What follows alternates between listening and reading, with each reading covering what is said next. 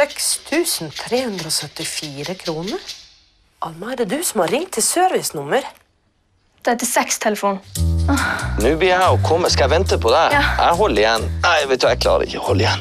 Velkommen til Skoddheimen. Ikke drikk til dere spyr, og ikke bli gravide, ok?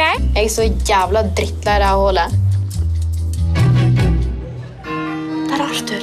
Hei, Arthur. Han var borte med pikken. Han stilte seg ved siden av meg. Så åpnet han buksesmekken, og så dyttet han bort til låret mitt. Sånn her. Vet du hva Alma nettopp sa? Nei. At du var borte med pikken. Takk skal du ha, Alma. Hver natt drømmer jeg at Arthur kommer inn vinduet mitt. Jeg blir mjuk, og Arthur blir hard. Hallo? Alle vet hva du sa. Ingen kommer til å prate med deg. Er det noen som har gått bort til Alma med pikken i det siste, eller? Det er noe unormalt med Alma. Jeg er ikke gal. Sikkert ikke. Jævla tensinghåre. Det er liksom så vanskelig å få sagt hva jeg føler. For du er så... Upopulær. Ja. Skal ikke bare innrømme det? Du gjorde det.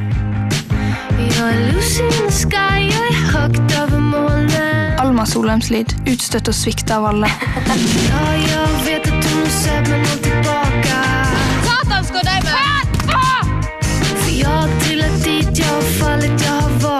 Hallo, en pikk. Du er sjuk. Vi skal være sammen. Drit i idiotene. Pikk Alma Rule.